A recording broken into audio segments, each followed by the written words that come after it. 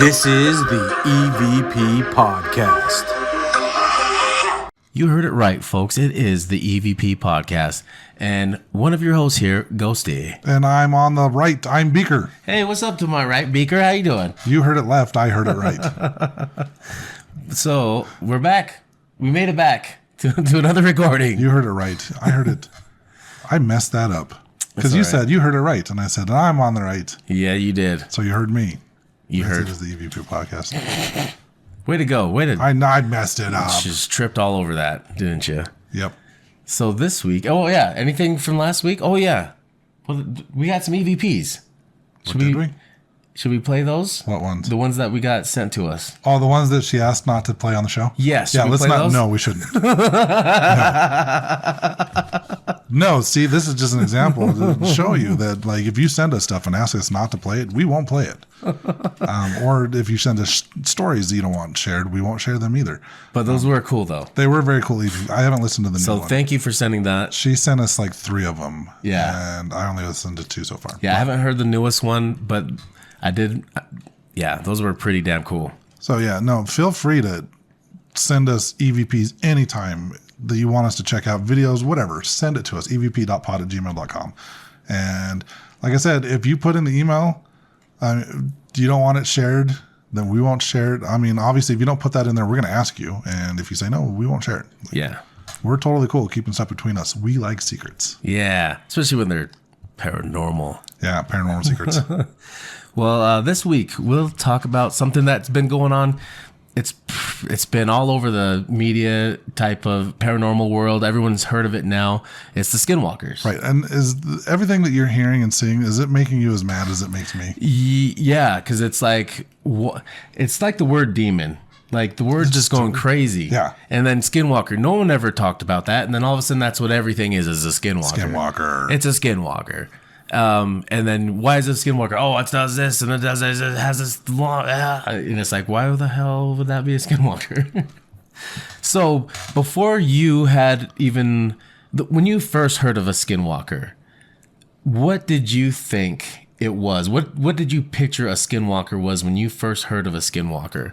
I think the first time I heard the word Skinwalker, I literally said, what is that?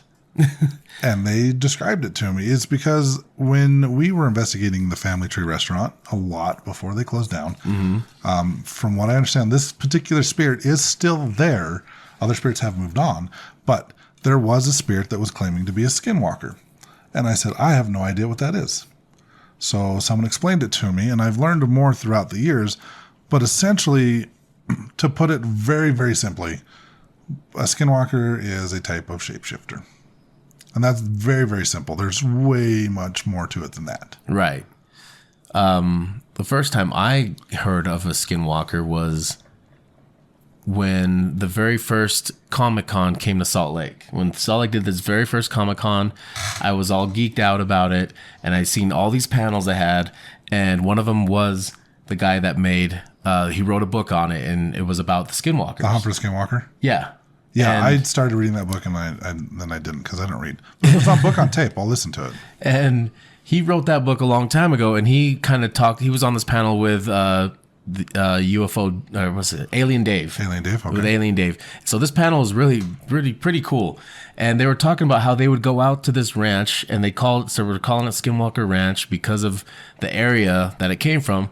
Well, he talked about this before he started going to this ranch and everything with Alien Dave. He had an experience, and his experience was he was going through this part of town here in Utah, and he saw this old man walking down the side of the road kind of later towards night, and he picked the guy up because he probably needed a ride.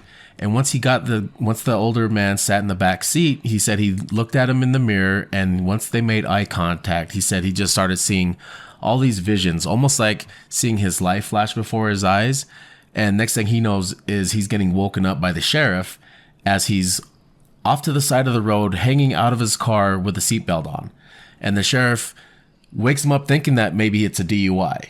And this guy's telling him how, what the hell? I don't know what happened, officer. I haven't been drinking, but what happened, I picked up this guy, this old man that was walking to see if he needed a ride. And when I looked in the mirror to ask him where he needed to go, we made eye contact. He told him what happened. And the sheriff told him, oh, sounds like you just had an encounter with a skinwalker. And this guy's like, what's a skinwalker? And then come to find out, he started learning more about it from the town. He started asking people. But when he would ask people, they didn't want to talk to him about it. No, it's very, from what I understand, it's hush hush. In the Navajo culture, tribe, you're not supposed to talk about it at all. And I actually had a Navajo coworker who I was like, hey, what's a skinwalker? She's like, shut up. Don't even say it. I'm like, why? So she didn't even want me to talk about it. She didn't want to hear it because in their culture. My barber's the same way. Like he won't talk about them with me. Because if you don't know how if you haven't gathered, my barber is also Navajo. So I just thought he was just like, shut up, Tim. Shut up. I don't want to hear you. No. It is fun like learning about the Navajo culture from my barber. But this is one subject I can't get him to talk about. So it is very, very, very hush hush in this. And come to find out, you don't want to talk about it unless you know how to defend yourself against it. Yes. And these things apparently can trick the shit out of you, because how are you going to know that this is a skinwalker? Well, everything that we've been seeing across on all the different paranormal things where, this video of a skinwalker, that's all bullshit. Yeah, I even commented on one. There's a TikTok channel I follow called the Twilight Emporium, and he put it on blast about how not everything is a skinwalker like people say. And he's like, you know what a skinwalker is going to look like? A man or a person. Right. And I commented on there and I said, I'm so glad that someone else is saying this, because I'm so sick of all these videos saying it's a skinwalker. Here's the deal. A skinwalker is a Navajo shapeshifter. Well, they do go across different native nations, so it's not just in their culture. Skinwalker is specific to that Navajo. Word. Yes, that word. The actual word skinwalker is specific to Navajo. Yeah. So there are other shapeshifters throughout the Americas, throughout the world, but skinwalker is very regionalized to like southern Utah, northern Arizona, like the Four Corners area, basically. I just looked it up on a map. Yeah. But that's kind of, so like if you're outside of Utah, New Mexico, Arizona, Colorado, and you're saying you're seeing a skinwalker, you're not. Right. I'm just to put it bluntly, like if you're not within the Navajo Nation, you're not seeing a skinwalker. Yeah, I mean, I'm not saying you're not seeing a shapeshifter, because that they do exist outside of the Navajo culture, but skinwalker itself is specific to that culture. Right. And learning about the way that the things they had to do to become a skinwalker. And when you translate the name from Navajo to English, it's more of like skin jumper. Yeah, one that jumps into one skin. That jumps into skin, yeah. And it's Yanagushi. Yeah, something like that. I'm probably butchering it, so I won't say it anymore. But the things they have to do, so in order to become one, you first are like, I don't even know why they want to become one. It's just they're just a negative person. They want corruption. They want to destroy anything that's organized and helpful. So there was a gentleman that we were both watching on YouTube. He is from the Navajo culture, nation, tribe, whatever you want to call it, where he talked about how originally they weren't called skinwalkers. Skinwalker is the evil, the negative version of this, but they're medicine people. They were medicine men. The medicine men, medicine women, the medicine people. They had these rituals and ceremonies that they would conduct, and there's the 4 sacred mountains in their area, right? And sometimes they'd have to get between one mountain to the other, and they would draw their energy, draw their power from the mountains, from the land itself.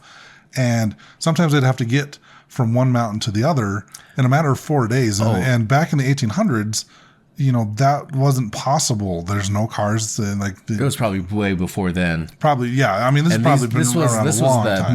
These were the medicine men and women that had to do the traveling. And the medicine people, they did all the stuff that they did for people. It was all healing. It was all helpful. It wasn't hurtful. And so I think they said that it was their spirits, guides, or spirit ancestors basically taught these medicine people how to shift. They had to go. So there was they had to go. There was one that would train them how to shapeshift. Right. And there was 2 out of Colorado, 1 from Arizona, and 1 from New Mexico regions. And they all were taught how to shapeshift by this one leader.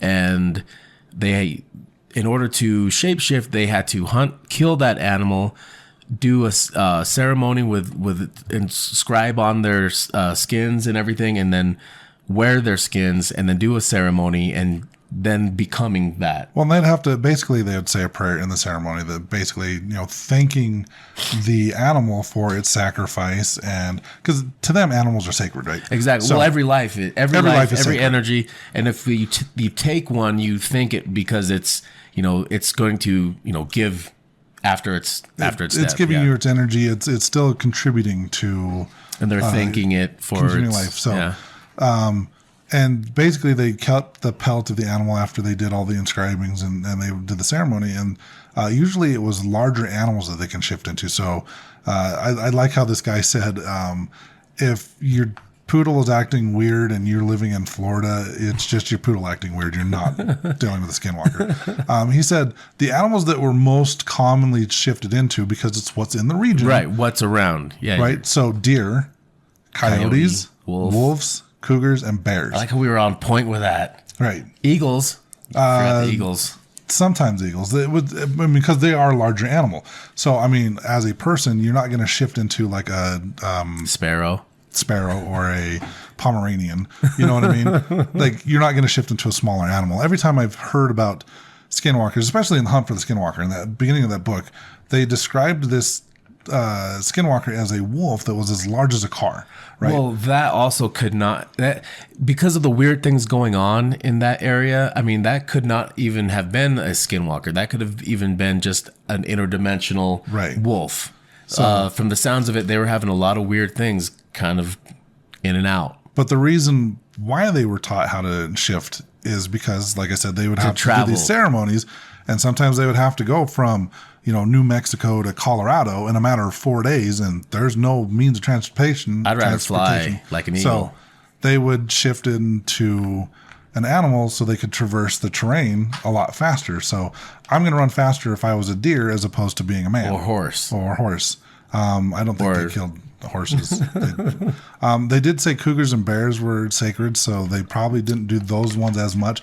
So the 3 common ones were coyotes, wolves, and deer. Mm-hmm. And the thing is like sometimes becoming one of these medicinal shapeshifters took years, if not decades, to become one of these. It wasn't something that you did overnight. It took a long time to become a medicinal shapeshifter. And then I think what happened was you started getting some of these people that are like, gosh, this has taken forever. I don't know if I can do this. And I don't know if it was like a shortcut. It was a shortcut. I don't know if it was like a negative spirit or if it was just someone that came in one day and they're like, hey, you know what? I've got a quicker, easier way of getting there. Here's what you got to do. You've got to find one of your loved ones and you have to sacrifice them. And by loved one, it could be a spouse, it could be a child, a brother, sister, uncle, aunt, grandparent, just a loved one. You had to sacrifice them. And there was certain other ceremonies that you had to do. And basically you became a skinwalker. Basically you're a shapeshifter. You're a shapeshifter, but you're essentially selling your soul at the same time. And you're able to, you're doing these things not for good. You're doing it for evil intent. I know sometimes like the medicinal ones, sometimes they'd use them in war against like the Apaches or other tribes in the area. They would use their shapeshifters to help defend their tribe, right? Right. The skinwalkers, the reason why they're called skinwalkers is one, they're evil, and then it's one that jumps into skin or whatever. But they use their powers or their abilities for negative or evil things. They never used them for good. Right, but it seems like that's all that's left is negative pretty much shapeshifters now. Apparently there might still be some good ones. There was a story of that they had. So the same guy that was talking about that, he had another episode where they had a story where they found all these holes. And all these holes were, the story was that these skinwalkers were using those holes. And so they were walking down this property and they just kept seeing all these holes along. And it went up to this one mesa and then stops. And apparently there's a story where they try to coax all these skinwalkers out, and they were just raining. It was the thunder gods, and they were raining lightning down on them, and they had to draw them out of this certain area. And once they were exposed, and they were just throwing lightning bolts down and crushed their tunnels that they had, and those holes were the tunnels collapsing. Oh, okay. So that was the story that went along. So apparently should be no more bad skinwalkers. So it sounds like there's no more bad, no more good. I don't know. Kind of conflicting stories here. I'm not sure. I mean, I don't live in their region. It sounds like there is still some negative ones, though. And the ones that we came across at that one family tree restaurant, I mean, that was the spirit of a skinwalker. It wasn't like a living, existing skinwalker. It was, he had done the things to become that, but then it, died somehow. Are they supposed to become immortal? I don't think so. I think they get these just the powers, unnatural powers. Again, they're not using them for good, because the medicinal shapeshifters use their powers to travel land quickly so they can help people. Right. Or, like I said, they would sometimes use their abilities during wartime to protect their tribe. And I think the bad ones, I think they were told anytime there were ceremonies, they had to disrupt. They had to disrupt the ceremonies so they can't finish their ceremonies. Well, so when they're trying to cleanse, basically. Yeah. So when they, so some of the stuff that a skinwalker would do, they weren't just, they call them witches, and they could be men or women. It seems like the majority of these witches were men, but they weren't just like shapeshifters. They were also grave robbers. So they would dig up people's graves, and they didn't care if it still had decaying flesh on it or if it was just bones. They would take these bones and they would make bone daggers or bone arrows, or they would grind up the bones into dust, and they would use these things to like paralyze people and poison them. Yeah, they said they would poison them with the bone dust and it would curse them. And if they didn't get a ceremony conducted on them right away, like, you would die from this. This is what they believe. So, and if you got stabbed by the bone dagger, you were paralyzed. Yeah. And then, you... Or I'm sure if you were shot by a bone arrow, same thing. And then if they ended up dying... Basically, if you came in contact with these bone relics, more or less, you were cursed. And you would need a ceremony. He also talked about coming across the weapons of the skinwalkers in these tunnels, or if you went into those tunnels and found them or collected them, their spirits might be coming after you for those items. And then you had to look at them to see how many drops of blood were on them. Right. They said they went into a house of like an ancestor and found some of these relics in like a chest or just in the drawers and whatever. And there was like antlers they found in one of these houses. And there was the 4 drops of blood. Which meant for each drop of blood was a life that they had taken. So that skinwalker had taken 4 lives. Yes. So they say that so we talked about like when the medicinal shapeshifters, killed an animal, they hunt and killed an animal. They said that the prayer, they did a little ceremony thanking it. Skinwalkers, basically anything good that a medicinal person would do, the skinwalkers just think the opposite. So they wouldn't thank the animals. They would like curse the animals so they could be shipped into them. So they have these like ceremonies that they would conduct if they found these, like when they found these relics. He talked about it in the one video or interview he did, how they found these relics and they were trying to cleanse them. And his brother was like, you stay outside and kind of watch guard. And they opened these 3 chests. And I remember they talked about the second one was like, they heard a woman screaming. And he's like, you keep watch, because I'm going to start doing the ceremony and I can't stop for any reason. He's like, they will know that we're trying to reverse this and they will show up. And sure enough, like he said, shadow figures started popping up all around them. And they were out in the middle of nowhere. Yeah. So, I mean, hearing a woman scream, the next house is probably a mile away, right? Yeah, at least a mile away is what they usually said. And hearing a woman scream from a mile away, you're not going to hear a woman scream from a mile away. So hearing that close by, something's something's trying to get your attention. Yeah. And then seeing shadow figures everywhere and it's not like a foresty area either. It's like shrubs. It's like sagebrush shrubs, little ground cover type plants. Keep in mind, this is like Four Corners area. Yeah, so it's desert. in the middle of it's desert. So tallest thing out there is cactus. Right.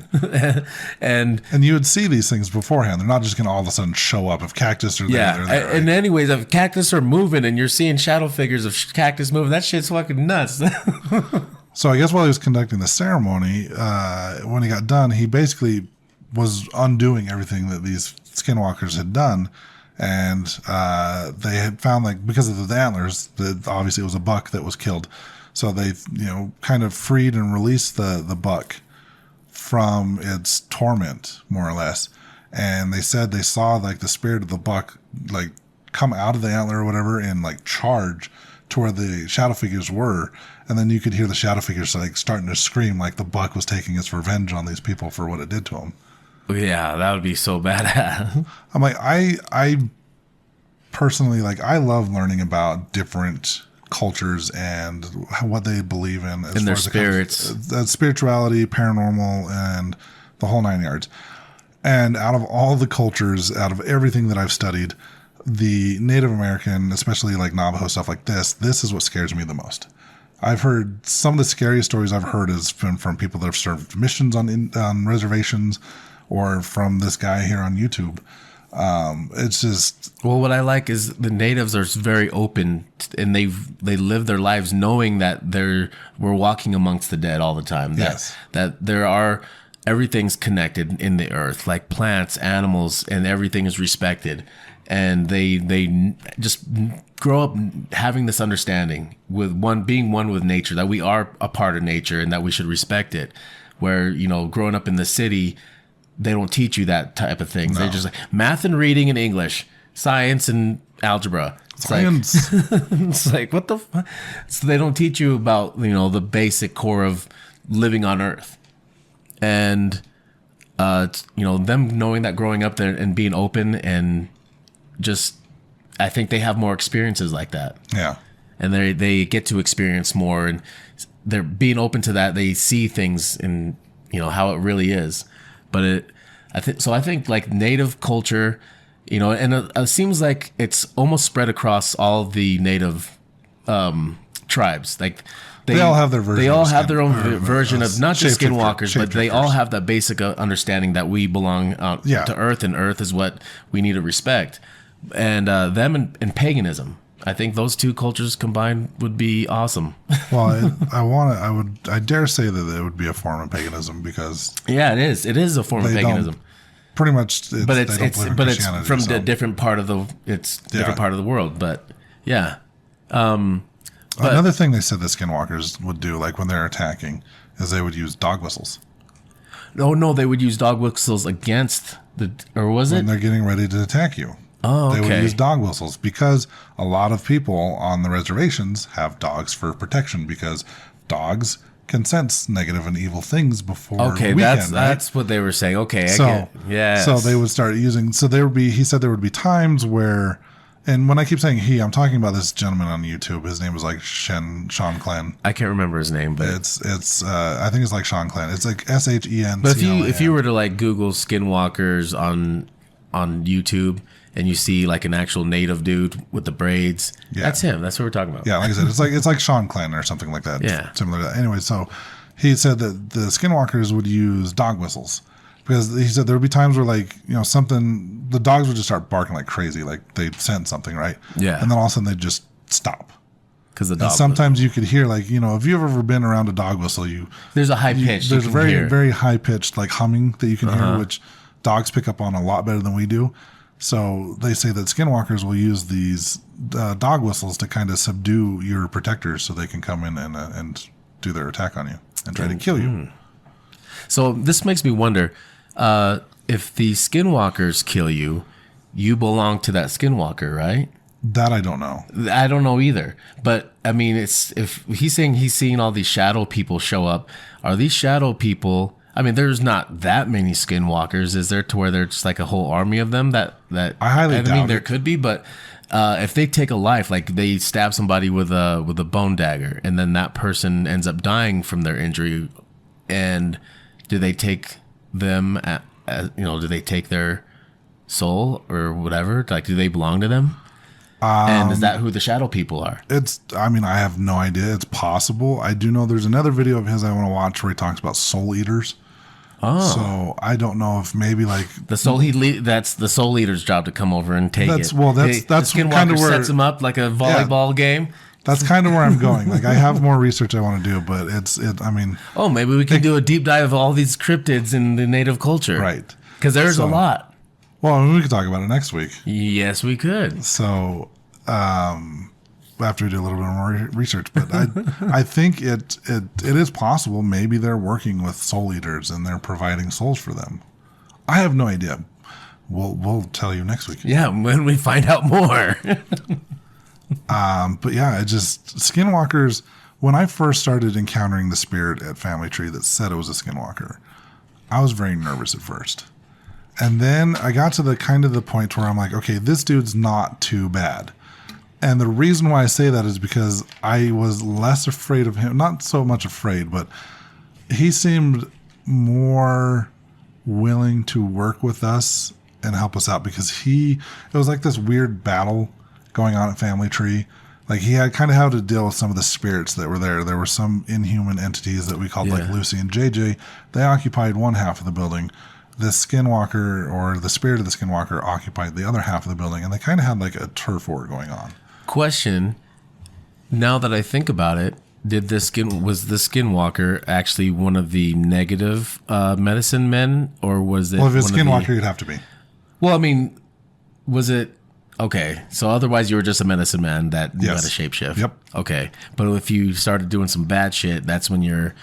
So going back to where you have to sacrifice a loved one. Yeah. He actually, I think our friend Brandy Buys, had a picture once she took there at Family Tree of what looked like a little boy. And I think they asked the Skinwalker, or she said she could see him kind of doing like the slit in the throat thing when that spirit appeared in her photo. And she kind of got the feeling like he was letting them know that he had killed his son to become a Skinwalker. I've had other people that I was talking to, Nicole, the Queen of Cryptids. I was talking to her yesterday, and she thinks she has some EVPs of the Skinwalker. And so if I can get those from her and she lets us play them on the show, I will. But she thinks Let's volunteer her to be on for another cryptid episode. Well, we probably will. So they were investigating the kitchen, which like no one ever did. And I noticed that sometimes I'm like, the kitchen's gold.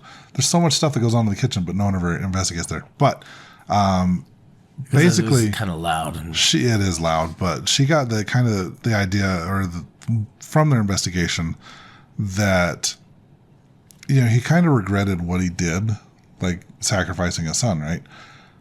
But they asked if he was ever wanting to cross over or move on, and he straight up told them no, because he knows what's waiting for him on the other side.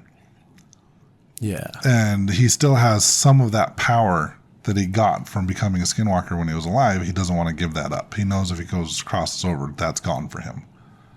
According to what she said. Okay. So, I mean, it's possible. I'm wondering, because in some, like on Wikipedia, they say that they can possess animals instead of just shifting into them. So I don't know about that for sure. That could just be somebody just putting that in there. Right. I mean, because anyone can put Wikipedia. Yeah. But I'm wondering, like, what kind of powers he still had as a spirit. Because I know, like, we've come across a lot of native spirits on our investigations.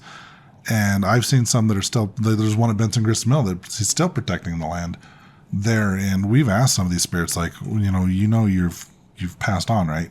And they're like, yeah, I'm aware that I'm dead. And I've straight up asked them, I'm like, why are you still doing this? And like, this was my charge. I was given the charge to protect this land, and death does not release me from that. This is from talking to native spirits. This is from what I've gathered. So, I mean, I have a respect for the culture. But actual Skinwalkers, if I ever encounter one, I hope I don't. Would you even know? I probably wouldn't. until you get stabbed by a bone dagger. And then I'm dead. Yeah. Paralyzed first. Paralyzed and then dead. Yep. After I get cursed. Dead from fear. So they use fear as a weapon. They do. They feed on your fear. That's right. But so this brings us to we've talked about what a skinwalker is, kind of where they're at. And I'm sure you've seen a lot of videos. This is why you chose this topic of skinwalkers like all over the world. Yeah. And what they look like in some of these videos. Right. Like some weird gangly looking alien creature. Like, oh, we found a skinwalker crawling on our land. And it's like, no. People showing videos of like goats walking on their hind legs. This is a skinwalker. Keep in mind, we did talk about it earlier. Wolves, coyotes, deer. But get this. If a skinwalker was going to take on the form of a animal, it's going to use that animal to its benefit to get from point A to point B. Yeah, it's not just going to stand on its hind legs and stare at you. Turn into a goat just so it can stand on its two legs and go, look at me. Right. Like, and this is I honestly think dumb as shit. From what we've found in our research, if a skinwalker did approach you, you probably would not know. Right. They're either going to look like a person or they're going to be an animal, and they're going to do animals things because they're incognito. Like, they don't want to be. I mean, unless you got super close and probably can see some weird inscribing on their skin, maybe. Right. Then maybe something ain't right with that animal. But it's like on a fucking mission. It's like going from point A to point B. It ain't going to stop to talk to you. And so we talked about how the skinwalkers, the shapeshifters, they had to traverse land in a small amount of time. So clearly they're fast, right? Yeah. They can go up to 50 to 70 miles an hour. This gentleman was saying that, on some roads where they don't have speed limits on the reservations, they've seen stuff go up to 100 miles an hour. Yes. So skinwalker or shapeshifter, they're probably going to be shifting into animal form to get to you or away from you. But they're not going to stand there on their hind legs staring at you or be some weird gangly looking creature.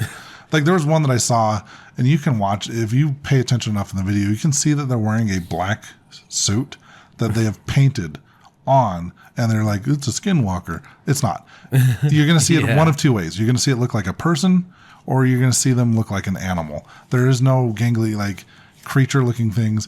The way some people have described what they thought they saw as a skinwalker sounds more like a Wendigo, but that's a whole nother thing that we've already done an episode There on. was one video that I saw that I am like, okay, this is actually a really cool video. And this was a while ago, but this was out of Utah. And out in the desert in the Duchesne area where the whole Skinwalker Ranch is, where the Navajo reservation is. But this this video, there's like a pile of rocks. And this, I don't even think they were looking for skinwalkers, but even if they were, they ended up catching this creature that almost looked like a Black Panther-ish. It almost looked like a black cat walking kind of like a feline, and it was up against these boulders, and it ends up like darting and hiding inside of there. Like it realized it got noticed and it hurried and hid, but it was walking kind of like on all fours like a feline, but it was all black. Okay. And it went through these boulders, and they ran up on it and tried to look for it and everything, and nothing was there. And that video was like the only one that I thought, okay, that if anything was caught on camera as a skinwalker, because for one, it wasn't trying to be found. It wasn't doing anything out in the open to be dumb. It was actually doing something, looking for something. It looked like it was looking for something. Yeah, that sounds more legit. Yeah, it actually looked like it was looking for something and might have noticed it was getting seen or heard these people coming and like went and hid and completely disappeared. So that actually sounds more like the situation. So I had someone tell me a story once, a guy that I know that is a truck driver, and he was driving his truck out on like a 2-lane highway. I can't remember exactly where he was at, but he remembers seeing like a deer or something. And if I remember the story correctly, like he sees it on the side of the road. I can't remember if it was like keeping up with him as he was driving down the road, or if it was like he got a couple miles up the road and he saw what looked like the exact same deer standing off the side of the road. And he saw this like several times throughout the night. It's all holding signs. Slowpoke.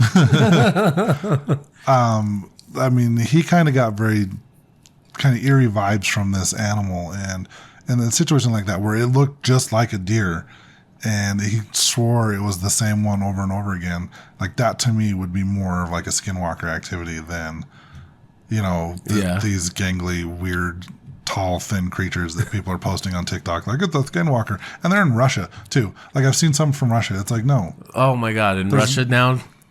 I think in Russia. I've seen them from all over the world.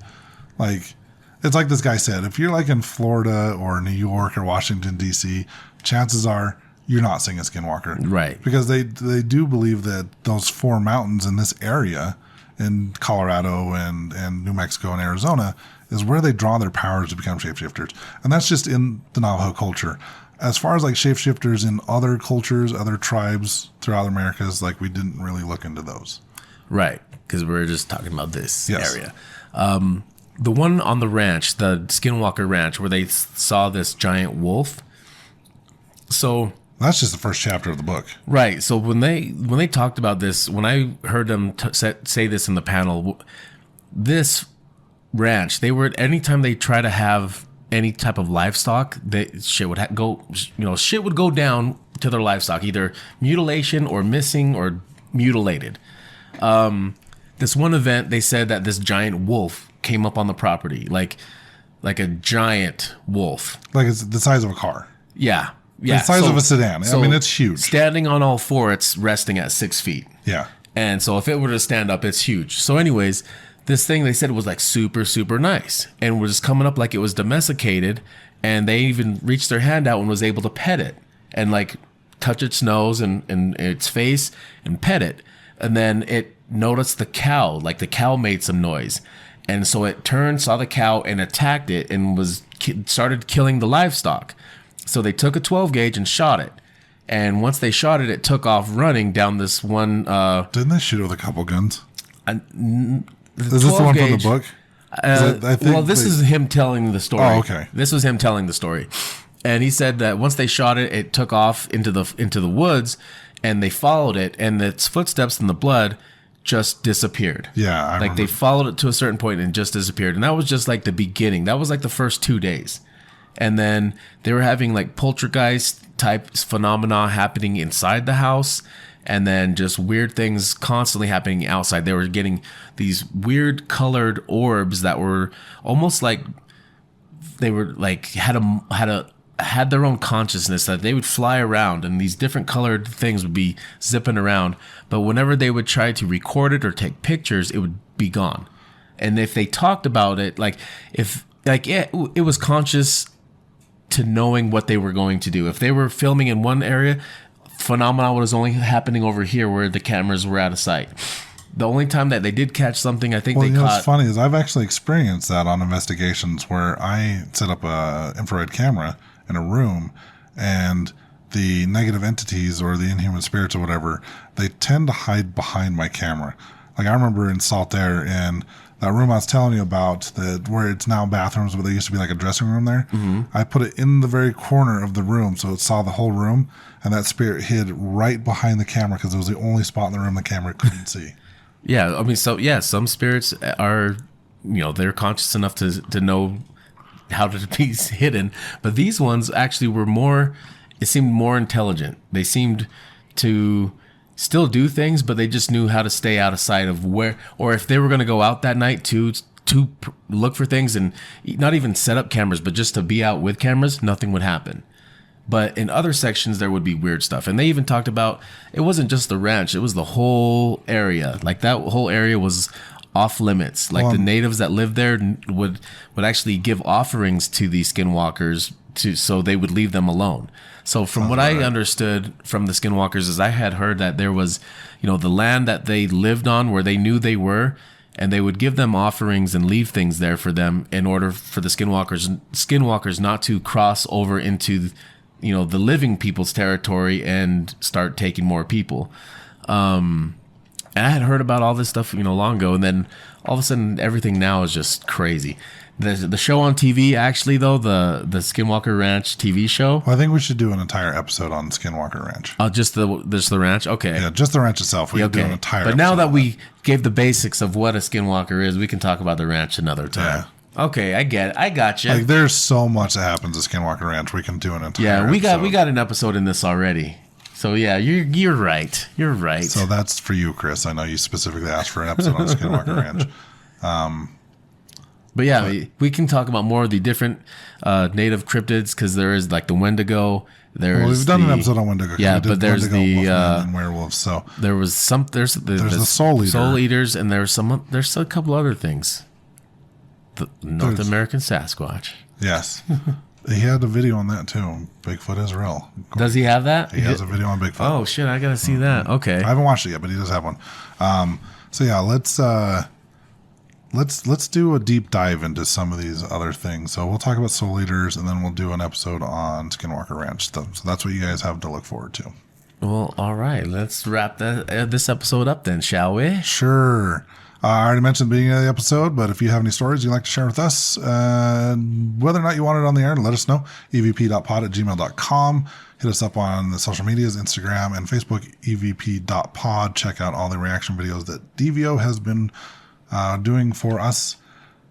And then check out the affiliate link we have to ghoststop.com. Buy some ghost hunting gear. Go ghost hunting. Yeah, get some ghost stuff, and hopefully we'll get some places set up here soon. We tried on some, but we'll keep trying. But all right, guys, ghosts don't play that. Peace out, butterflies. This is the EVP Podcast.